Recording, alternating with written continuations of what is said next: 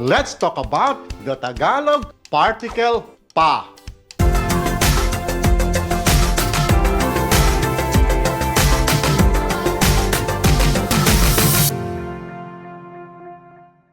Kumusta po kayo? Welcome back. In this video, we are continuing our discussion on the Tagalog ENCLITIC particles, which are monosyllabic and duosyllabic words that grammatically connect two words that convey different nuances and meanings. Enclitic particles include words like na, pa, ba, lang, naman, etc. I have talked about what enclitic particles are in episode 151. You might want to check it out first before you continue with this video. That video will give you more information on the Tagalog enclitic particles. The link is in the description box down below. Otherwise, let's dive into our topic for this video, which is the enclitic particle pa. The enclitic particle pa is equivalent to the English still, yet, more, in addition, not until, etc. The particle pa can be used in the following instances: to point out the continued presence of someone, to point out the state of still being in possession of something, to point out a time when something happens as opposed to being at another time, to point out an action or quality of someone with bad feelings, to point out having an addition to an original amount of something, to emphasize a continued action instead of another action, to emphasize a continued state of being, and in expressions of bragging. To truly understand how the particle pa is used, let's use it in simple sample phrases and sentences. Let's start with some random expressions that will show the flavor of this particle. Let's go. Sige pa. Sige pa. More. Do more. Gusto ko pa. Gusto ko pa. I want some more. Hindi pa. Hindi pa. Not yet. Not ever. Ayaw ko pa. Ayaw ko pa. Not yet for me. I still don't want to. Pwede pa. Pwede pa. It's still possible. Kahit pa. Kahit pa. Even though, despite. Do they make sense to you? I hope so. Now, let's round down the instances when to use the particle pa. Let's begin with to point out the continued presence of someone. Here goes. Ako pa. There's still me. Ikaw pa. There's still you. Tayo pa. There's still us. Kami pa. There's still us. Siya pa. There's still him or her. Sila pa. There's still them. Nandito pa ako. I'm still here. Nandiyan ka pa. You're still there. Nandoon pa sila. They're still over there. Ayos ba? Are you getting a sense of what the particle pa is all about? If not, don't worry. We will have more examples. Now, let's continue with to point out the state of still being in possession of something. We will be using pa with the adverb nasa, to be with.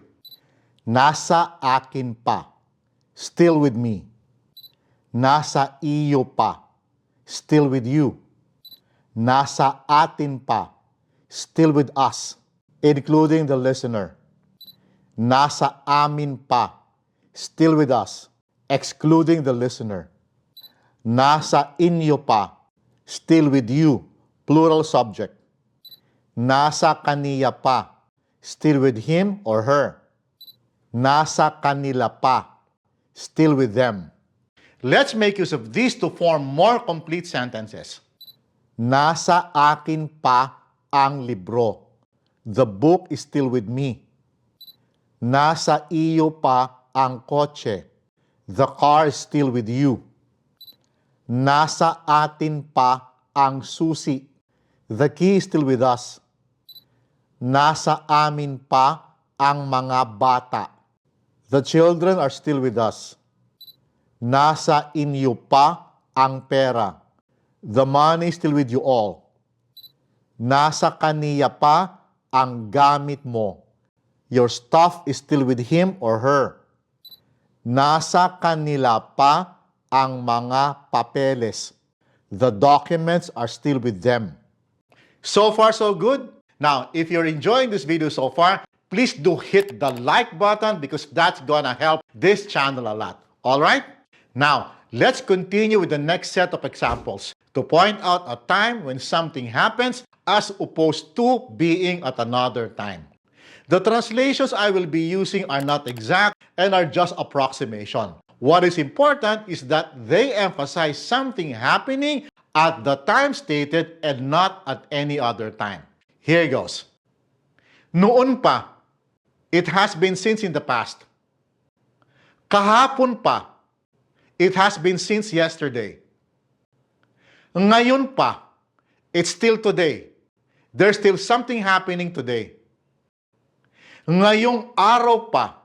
It's still on this day. There's still something happening on this day. Mamaya pa. It's still later. There's still something happening later. Mamayang gabi pa. It's still later tonight. There's still something happening later tonight. Bukas pa. It's still tomorrow. There's still something happening tomorrow. Sa Lunes pa. It's still on Monday. Sa isang linggo pa. It's still next week. Sa umaga pa. It's still in the morning.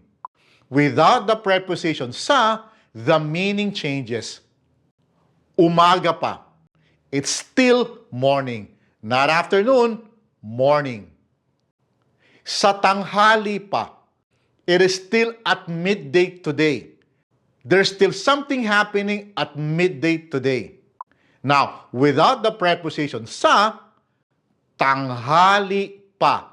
It's still midday. Not evening, but midday. Sa gabi pa. It's still at night. It's still happening in the evening. Now, without the preposition sa, gabi pa. It's still nighttime.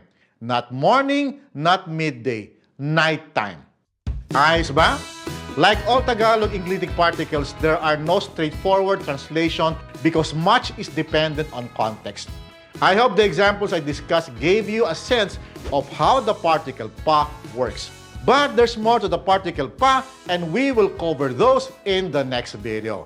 I will see you then. Maraming salamat po at hanggang sa susunod.